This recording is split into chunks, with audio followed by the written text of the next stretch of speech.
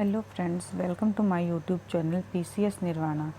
तो जैसे हमको पता है कि हम लोग करंट अफेयर्स की सीरीज़ चला रहे थे। अभी हमारे पेपर में यूपी पीसीएस के तकरीबन 27 डेज़ बाकी हैं। तो 7 डेज़ को छोड़ते हुए, क्योंकि उसमें लास्ट मिनट में आपको रिवाइज़ करना है, तो हम अभी के आज से लेके अगले 20 दिन तक 2020 सीरीज़ चलाएंगे। यानी कि 20 दिन के लिए हम लोग हर रोज़ 20 क्वेश्चन, मोस्ट इम्पॉर्टेंट 20 क्वेश्चंस करेंगे, जिनके हमारे एग्ज़ाम में आने की प्रोबेबिलिटी बहुत ज़्यादा है।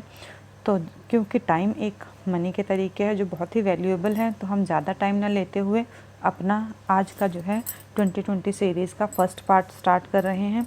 तो फर्स्ट पार्ट का हम अपना पहला क्वेश्चन देखेंगे। इसके साथ ही ये क्वेश्चन बीपीएससी के लिए भी इम्पॉर्टेंट हैं और आरओ का एग्ज़ाम जो कि फ्यूचर में होने वाला है उसके लिए भी बहुत इम्पॉर्टेंट रहेगा। तो हम अपने पहले क्वेश्चन पे चलेंगे, ज़्यादा टाइम ना वेस्ट करते हुए। तो हमारा पहला क्वेश्चन है 8वां भारत कजाकिस्तान सैन्य संयुक्त अभ्यास काजिंद 2024 कहाँ आयोजित हुआ। ऑप्शंस हैं उत्तराखंड, ऑप्शन बी है हिमाचल प्रदेश, ऑप्शन सी है लद्दाख एंड ऑप्शन डी है राजस्थान। तो प्लीज़ ये राइटिंग के लिए हिंदी में क्योंकि थोड़ी प्रॉब्लम हो रही है, इसके लिए माफ़ कर देना। अगली बार से ऐसी जो है प्रॉब्लम्स आपको नहीं फेस करनी पड़ेंगी, कोशिश मेरी यही रहेगी। तो इसका जो है भारत कजाकिस्तान के बीच में, ये क्योंकि एक दो बार पूछा भी गया क्वेश्चन है, तो इसका जो है ये हमारे लिए इम्पॉर्टेंट हो जाता है। इसमें हमें याद रखना है कि संयुक्त सैन्य अभ्यास है भारत काजिंद, कौन सा किसके बीच में होता है, भारत और कजाकिस्तान के बीच में होता है। इसका 8वां संस्करण है और इसको कहाँ पर आयोजित किया गया है, तो इसका उत्तर है ऑप्शन ए उत्तराखंड में। उत्तराखंड के औली डिस्ट्रिक्ट में जो है, औली नामक स्थान पर इसको आयोजित किया गया है। नेक्स्ट हमारा सेकंड क्वेश्चन है। ज़्यादा टाइम हम नहीं लेंगे एक क्वेश्चन के ऊपर, जहाँ पर ज़रूरत होगी वहीं पर एक्सप्लेन किया जाएगा। जो ऐसे भी क्वेश्चन हो सकते हैं उनको हम लोग जो है जल्दी जल्दी पास ऑन करते जाएंगे ताकि ज़्यादा टाइम हमारा ना लगे। नेक्स्ट हमारा सेकंड क्वेश्चन है, किसने सैफ अंडर-17 चैम्पियनशिप के फाइनल में बांग्लादेश को 2-0 से हराया है।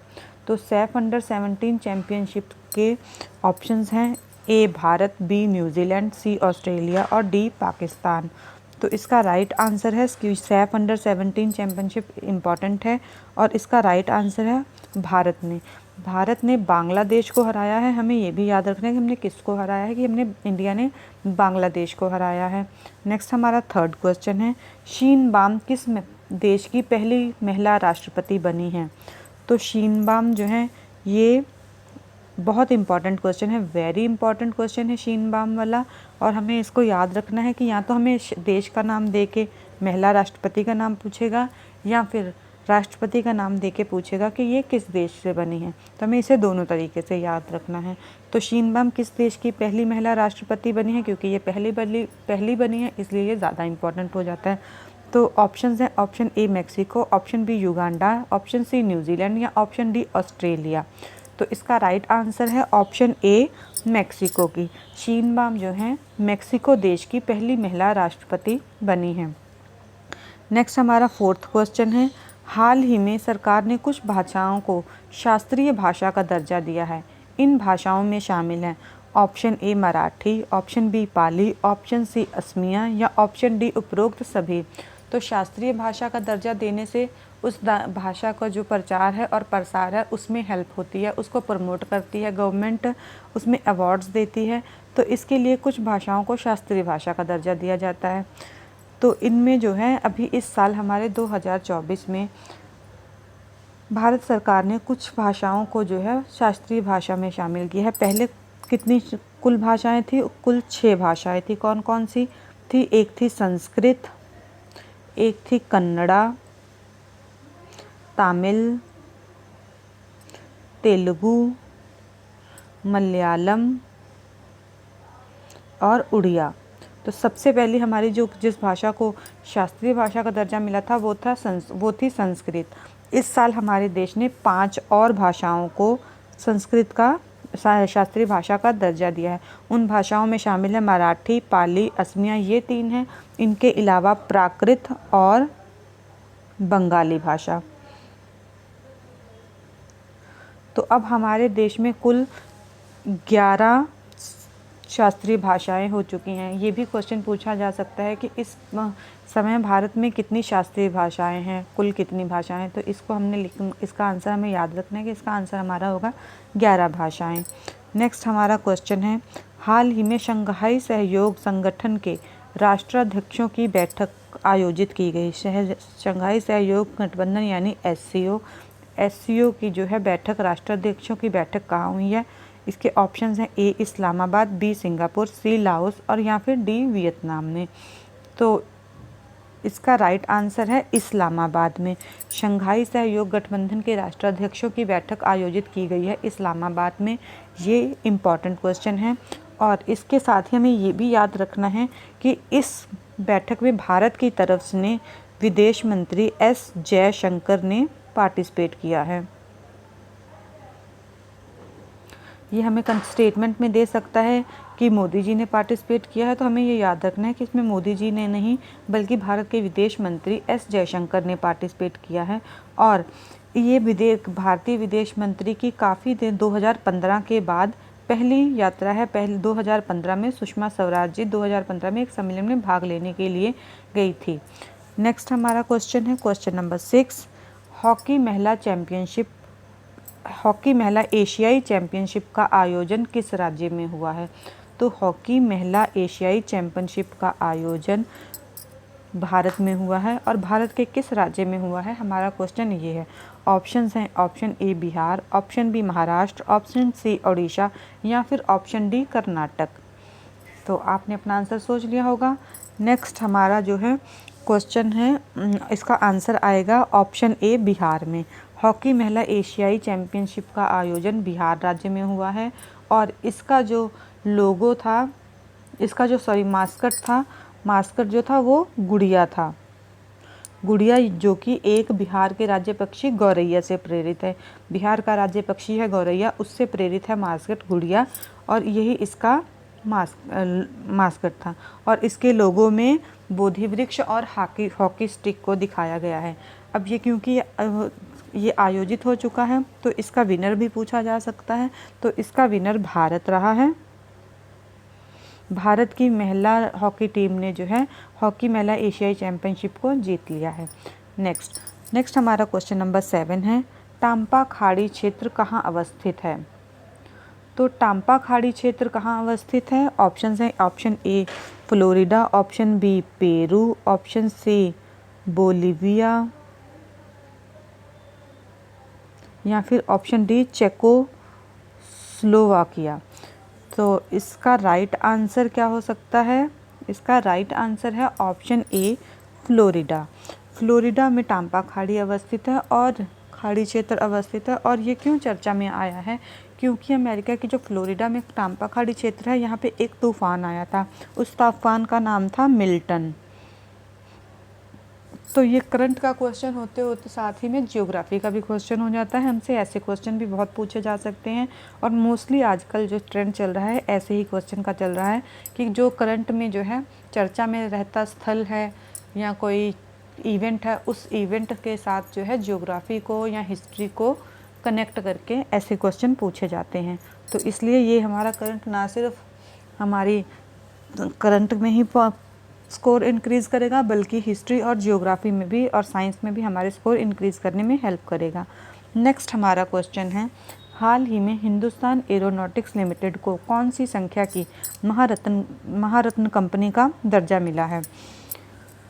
तो हिंदुस्तान एरोनॉटिक्स लिमिटेड हाल को जो है महारत्न का दर्जा दिया गया है। और ये कौन से नंबर की है। ऑप्शन ए है 13वीं, ऑप्शन बी है 14वीं, ऑप्शन सी है 15वीं या फिर ऑप्शन डी है 16वीं।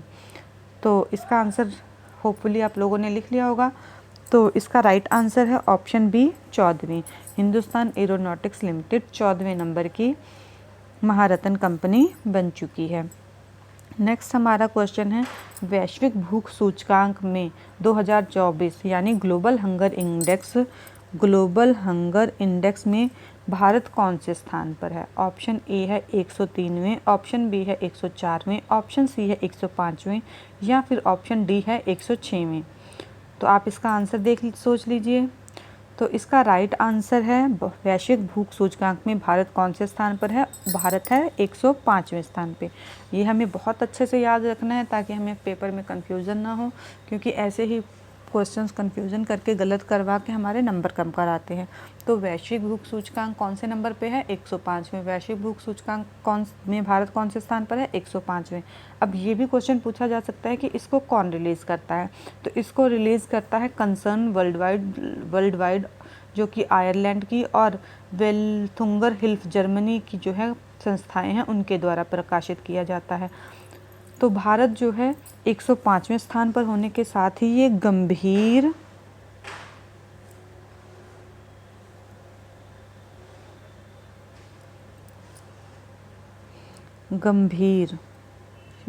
श्रेणी में आता है। तो भारत 105वें स्थान पे है और गंभीर श्रेणी में आता है।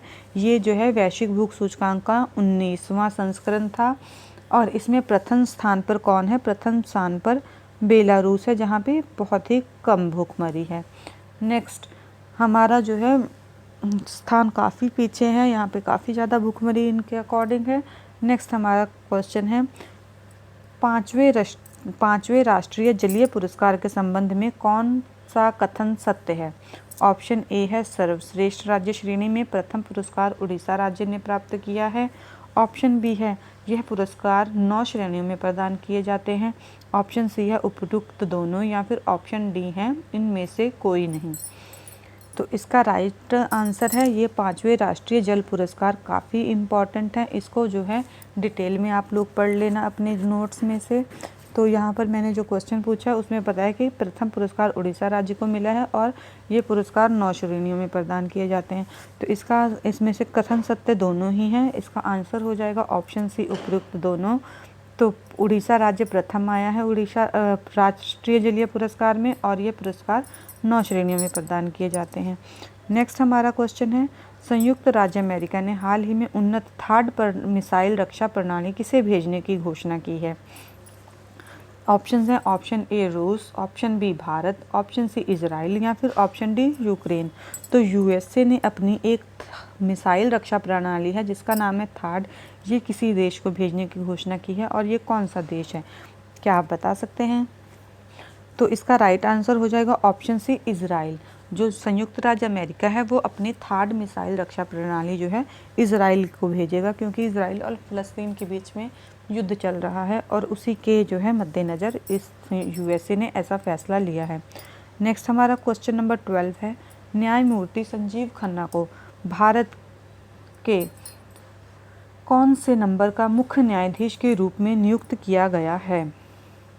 तो एक ऑप्शन है option A 91, option B 92, option C 93, option C 54। तो राइट आंसर है इसका ऑप्शन ए 91।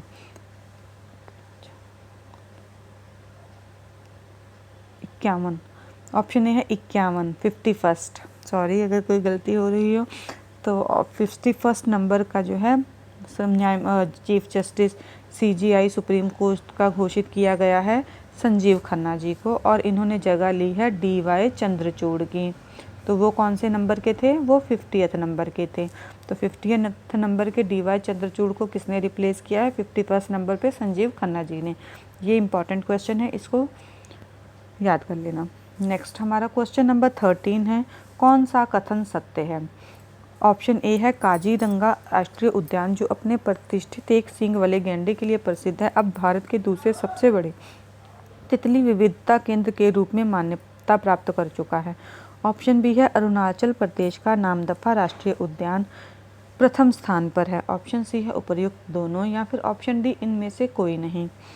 तो इसमें बताया गया है कि काजीरंगा राष्ट्रीय उद्यान में जो है दूसरा सबसे बड़ा तितली विविधता केंद्र की मान्यता दी गई है। उससे पहले किस स्थान को जो है तितली विविधता केंद्र बनाया गया था? तो अरुणाचल प्रदेश के नामदफा राष्ट्रीय उद्यान को। तो अरुणाचल प्रदेश का नामदफा राष्ट्रीय उद्यान पहले नंबर पर था और काजीरंगा राष्ट्रीय उद्यान जो है वो दूसरा जो है सबसे बड़ा तितली विविधता केंद्र बन गया। तो ये दोनों ही स्टेटमेंट सही हैं, यानी कि ऑप्शन सी इसका राइट आंसर हो जाएगा। ये याद रखना है। काजीरंगा राष्ट्रीय उद्यान कहाँ पर है? असम में। नामदफा राष्ट्रीय उद्यान कहाँ पर है? अरुणाचल प्रदेश में। इनको मिलान के लिए भी दिया जा सकता है और इनको स्टेटमेंट में भी पूछा जा सकता है। नेक्स्ट हमारा क्वेश्चन नंबर 14 है, विश्व सांख्यिकी दिवस किस दिवस मनाया जाता है? ऑप्शन ए 18 अक्टूबर को, ऑप्शन बी 19 अक्टूबर को, ऑप्शन सी 20 अक्टूबर को या फिर ऑप्शन डी 21 अक्टूबर को। तो इसका राइट आंसर होगा ऑप्शन सी 20 अक्टूबर को। विश्व सांख्यिकी दिवस मनाया जाता है 20 अक्टूबर को। नेक्स्ट हमारा क्वेश्चन नंबर 15 है, आईसीसी महिला T20 विश्व कप किसने जीता है? आईसीसी महिला T20 कप किसने जीता है? ऑप्शन है, option A Australia, option B दक्षिण अफ्रीका, ऑप्शन सी भारत या फिर ऑप्शन डी न्यूजीलैंड। तो जो है आईसीसी विमेन T20 विश्व कप जीता है न्यूजीलैंड ने। इसको मेंस के साथ ना कंफ्यूज कीजिएगा क्योंकि वहाँ पर यही एक कंफ्यूजन क्रिएट करने वाला क्वेश्चन है। और ये खेला कहाँ पे आयोजित हुआ था? ये आयोजित हुआ था दुबई में।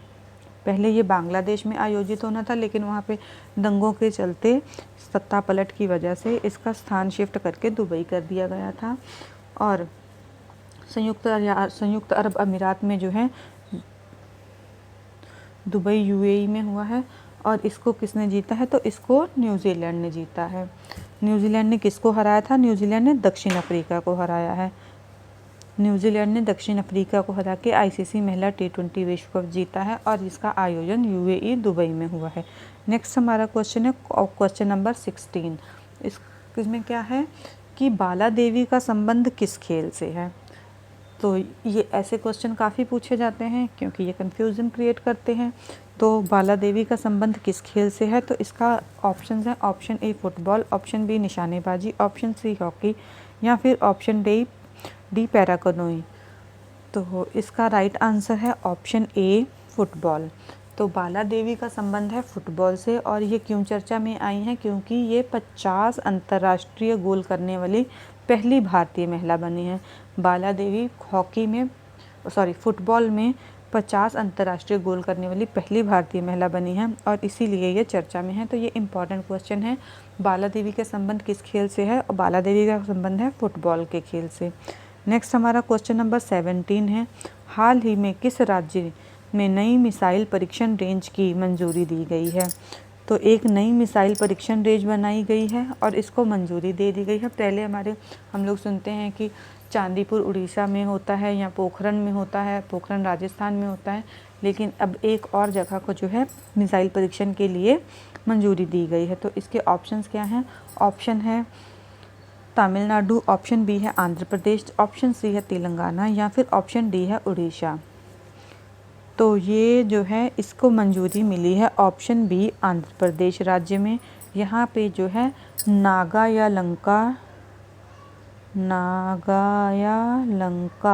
नागायालंका जो है स्थान है और वहाँ पर जो है आंध्र प्रदेश में नागायालंका स्थान है, वहाँ पर नई मिसाइल परीक्षण रेंज को मंजूरी दी गई है। इसमें कन्फ्यूजन क्रिएट करने के लिए आंध्र प्रदेश की दूसरी जैसे जगहों का नाम दे सकता है, तो इसलिए इसमें कंफ्यूज नहीं होना है। ये है नागालैंड आंध्र प्रदेश में नई मिसाइल परीक्षण प्रणाली। नेक्स्ट हमारा क्वेश्चन नंबर 18 है, एशियाई विकास बैंक का 69वां सदस्य कौन सा बना है? तो 69वां सदस्य कौन सा बना है? ऑप्शन ए है इजराइल, ऑप्शन बी है चीन, ऑप्शन सी है वियतनाम या फिर ये बना है लाओस। तो इसका राइट आंसर क्या होगा? इसका राइट आंसर है ऑप्शन ए इजराइल। इजराइल जो है ये ADB यानी एशियन डेवलपमेंट बैंक, एशियाई विकास बैंक का 69वां सदस्य बन गया है। और हमें याद रखना है कि ADB की स्थापना हुई थी 1966 में। ये स्टेटमेंट में दिया जा सकता है कि कौन सा 69वां सदस्य बना है और इसकी स्थापना कब हुई थी। तो स्थापना याद रखना कि 1966 में हुई थी। नेक्स्ट हमारा क्वेश्चन है क्वेश्चन नंबर 19, अंतर्राष्ट्रीय मुद्रा कोष ने भारत के लिए अपने विकास अनुमानों को बनाए रखा है, जिसमें फाइनेंशियल ईयर 25 में भारत की अर्थव्यवस्था की वृद्धि का अनुमान लगाया गया है। तो अंतर्राष्ट्रीय मुद्रा कोष यानी कि इंटरनेशनल मॉनेटरी फंड IMF जो है ये विकास अनुमानों को जो है लगाती है और ये बताती है कि कौन सा अर्थव्यवस्था, किस देश की अर्थव्यवस्था किस किस स्पीड से ग्रो करेगी। तो इसके लिए जो है भारत के लिए इसने क्या अनुमान लगाया है, इसके ऑप्शंस हम देख लें। क्या ये 7% है, या 8% रखा गया है भारत की ग्रोथ को, या 7.2% रखा गया है, या 6.9 रखा गया है। तो इसका राइट आंसर क्या होगा? राइट आंसर होगा 7%। अंतर्राष्ट्रीय मुद्रा कोष ने भारत की ग्रोथ को जो है 7% बताया है कि भारत की अर्थव्यवस्था जो 7% की वृद्धि से बढ़ेगी। नेक्स्ट हमारा आज का लास्ट क्वेश्चन है, क्वेश्चन नंबर 820। 18वें प्रवासी भारतीय दिवस की मेज़बानी कौन करेगा? तो ये क्वेश्चन आप लोगों के लिए है। आप लोग इसका राइट आंसर जो है कमेंट बॉक्स में लिखिएगा और बताइएगा कि इसका जो है राइट आंसर क्या है, कि 18वें प्रवासी भारतीय दिवस की मेज़बानी कहाँ पर की जाएगी। ऑप्शंस इसके दे दिए हैं। ऑप्शंस है हमारे पास भुवनेश्वर में, या फिर कटक में, या फिर बेंगलुरु में, या फिर इंदौर में। और साथ ही में ये बताना है आपको कि प्रवासी भारतीय दिवस किस तिथि को मनाया जाता है, यानी कि किस डेट को मनाया जाता है। तो आज के लिए इतने ही क्वेश्चन हैं। अगर आपको मेरे क्वेश्चन अच्छे लगे हों, ये बहुत इंपॉर्टेंट क्वेश्चन है और इनको जो है आपको ज़रूर से ज़रूर याद करना है। तो इनके साथ ही हमें कल को हम अपनी नेक्स्ट वीडियो में अगले 20 क्वेश्चन, इंपॉर्टेंट 20 क्वेश्चन लेके आएंगे। अगर हम 20 क्वेश्चन रोज़ करते हैं नेक्स्ट 20 डेज़ में रिवाइज़, तो हमारे 400 क्वेश्चन हो जाएंगे। और 400 क्वेश्चन में से मोस्ट प्रोबेबली आपको 25 से 30 क्वेश्चन ज़रूर मिल जाएंगे। तो इसी के साथ जो है मैं आपको थैंक यू करती हूँ। कोट है हमारा आज का, जिसे हम पढ़ सकते हैं, consistency is the key to success, यानी कि अगर हम कंसिस्टेंट रहते हैं, रोज़ चाहे 10 एक ही चैप्टर पढ़ें, एक ही पेज पढ़ें, तो हमारा जो है सक्सेस होने के चांसेस बढ़ जाते हैं। अगर आपको मेरी वीडियो अच्छी लगी हो तो प्लीज़ लाइक करिएगा वीडियो को, चैनल को सब्सक्राइब कर दीजिएगा और अपने दोस्तों के साथ शेयर कीजिएगा। और साथ ही में बेल आइकन को दबा दीजिएगा, क्योंकि मेरे टाइम का कोई नहीं रहता कि मैं कब आपको जो है वीडियो डालूँगी। तो जब भी मैं वीडियो डालूँ आपको उसी टाइम मिल जाए। इसीलिए इसी के साथ सी यू, टाटा, बाय बाय। मिलते हैं नेक्स्ट वीडियो में।